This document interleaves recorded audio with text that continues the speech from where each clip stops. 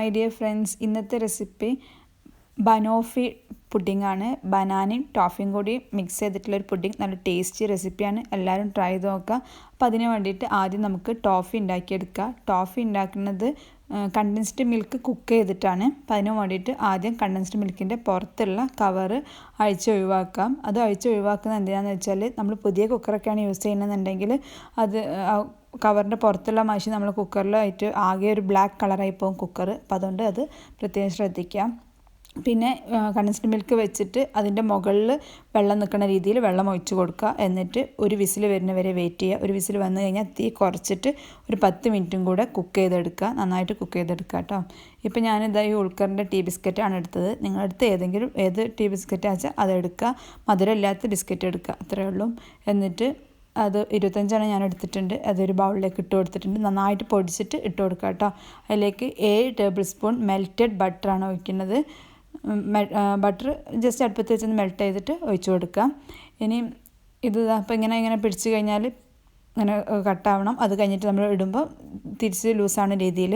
അല്ലാന്നുണ്ടെങ്കിൽ ബട്ടർ കൂടിപ്പോവുകയോ കുറഞ്ഞു പോവുകയൊക്കെ ചെയ്താൽ നമ്മൾ ലാസ്റ്റ് പുഡിംഗ് സെറ്റായിട്ട് മുറിച്ചെടുക്കുമ്പോൾ നന്നായിട്ട് മുറിച്ചെടുക്കാൻ പറ്റില്ല. അപ്പോൾ അത് ശ്രദ്ധിച്ചിട്ട് ചെയ്യാം. ഇനി ഇത് നമ്മൾ ട്രേയിലേക്ക് നിരത്തി കൊടുക്കുക. സെർവ് ചെയ്യുന്ന ഏത് ട്രേ ആണോ അതിലേക്ക് നിരത്തി കൊടുക്കുക. എന്നിട്ട് സ്പൂൺ കൊണ്ട് ഇങ്ങനെ ജസ്റ്റ് പ്രസ് ചെയ്ത് കൊടുക്കുക. ഭയങ്കരമായിട്ട് അമർത്തണ്ട, ജസ്റ്റ് ഒന്നിങ്ങനെ പ്രസ് ചെയ്ത് കൊടുക്കുക. ഈ പുഡിങ്ങിന് ഒന്നിനും ഒരളവില്ല, നമ്മൾ എടുക്കുന്ന ട്രേക്ക് അനുസരിച്ചാണ് കേട്ടോ. പിന്നെ ഇപ്പോൾ ഇതാ നമ്മൾ ഈ കണ്ടൻസ്ഡ് മിൽക്ക് കുക്കായി വന്നിട്ടുണ്ട്. ആവിയൊക്കെ പോയതിന് ശേഷം ഞാൻ പുറത്തേക്ക് എടുക്കുകയാണ്. ഇനി ഇത് തണുക്കാൻ വേണ്ടി മാറ്റി വെക്കുക. നന്നായിട്ട് തണുക്കാൻ വേണ്ടി വെക്കണം, അല്ലെങ്കിൽ നമ്മളിത് ഓപ്പൺ ആക്കുന്ന സമയത്ത് ജസ്റ്റ് ഇങ്ങോട്ട് ഒന്നായിട്ട് ഇങ്ങനെ പൊട്ടി വരും. അതുകൊണ്ട് അത് പ്രത്യേകം ശ്രദ്ധിക്കാം. നല്ല തണുത്തതിന് ശേഷം മാത്രമേ ഇത് ഓപ്പൺ ആക്കാൻ പറ്റുള്ളൂ. ഏറ്റവും നല്ലത് തലേന്ന് ഈ കണ്ടൻസ്ഡ് മിൽക്ക് കുക്ക് ചെയ്ത് വെക്കുക, എന്നിട്ട് ഉണ്ടാക്കുക. ഇനി ഇത് ഞാനൊരു ബൗളിലേക്ക് ചേർത്ത് കൊടുക്കുകയാണ്. ഇപ്പോൾ കണ്ടില്ല, നല്ല തിക്കായിട്ട് വന്നിട്ടുണ്ട്. നല്ല ഭയങ്കര തിക്കാണ്. നിങ്ങളത് കുറച്ചും സമയമായിട്ട് നല്ല തിക്കായി പോയിട്ടുണ്ടെങ്കിൽ നിങ്ങൾക്ക് 1 ടേബിൾ സ്പൂൺ വിപ്പിംഗ് ക്രീം ഒഴിച്ചിട്ട് ഇത് നന്നായിട്ട് ഇങ്ങനെ സ്പൂൺ കൊണ്ട് ഇളക്കി കൊടുക്കുക. ഞാൻ വിപ്പിംഗ് ക്രീം യൂസ് ചെയ്തിട്ടില്ല, ഒരു പാകത്തിനാണ് എനിക്ക് കിട്ടിയത്. നല്ല തിക്കാണെങ്കിൽ മാത്രം വിപ്പിംഗ് ക്രീം, അത് ബീറ്റ് ചെയ്യാത്ത വിപ്പിംഗ് ക്രീം കേട്ടോ.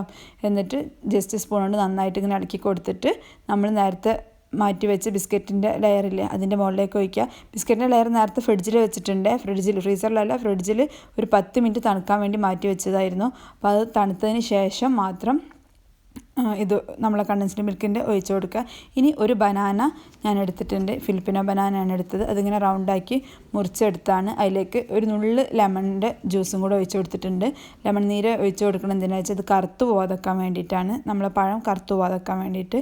നിങ്ങൾക്ക് വേണ്ടെങ്കിൽ ഒഴിവാക്കുക ലെമൺ ഒഴിക്കുന്നത്. വെച്ചാൽ ആ ഒരു പുളി ടേസ്റ്റ് ഇഷ്ടമല്ലെങ്കിൽ അത് ഒഴിവാക്കാം. ഇനി അത് ഫ്രിഡ്ജിലേക്ക് വീണ്ടും മാറ്റുക. ആ സമയം നമുക്ക് വിപ്പിംഗ് ക്രീം അടിച്ചെടുക്കുക. വിപ്പിംഗ് ക്രീമിന് 1.5 കപ്പ് വിപ്പിംഗ് ക്രീമും 1 tablespoon condensed milk cook ചെയ്തില്ല അതും കൂടെ ഒഴിച്ചിട്ട് നന്നായിട്ട് ബീറ്റ് ചെയ്തെടുക്കുകയാണ് ചെയ്തത്. ഇനി നമ്മൾ നേരത്തെ ആക്കി വെച്ച് അതിൻ്റെ മുകളിലേക്ക് നെക്സ്റ്റ് ലെയറായിട്ട് ഈ വിപ്പിംഗ് ക്രീമിൻ്റെ ലെയർ ഒഴിച്ച് കൊടുക്കുക. വിപ്പിംഗ് ക്രീം നല്ല സോഫ്റ്റ് പീക്കായാൽ മതി, സ്റ്റിഫ് ആവേണ്ട ആവശ്യമില്ല. ഇതിങ്ങനെ ആക്കി കഴിഞ്ഞതിന് ശേഷം നമുക്ക് ഇത് ഫ്രിഡ്ജിലേക്ക് മാറ്റുക. ഫ്രിഡ്ജിലാണ് വെക്കുന്നത്, ഫ്രീസറിലല്ല.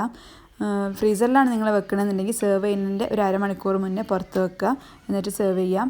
പിന്നെ ഞാൻ ഡെക്കറേറ്റ് ചെയ്യുന്നത് കണ്ടൻസ്ഡ് മിൽക്ക് കുക്ക് ചെയ്ത കണ്ടൻസ്ഡ് മിൽക്കും ന്യൂട്ടെല്ലൻ്റെ ചോക്ലേറ്റ് ക്രീമും കൂടെ യൂസ് ചെയ്തിട്ടാണ്. ലാസ്റ്റായിട്ട് ചോക്ലേറ്റ് ഷേവിങ്സ് ഇട്ട് കൊടുക്കുന്നുണ്ട്.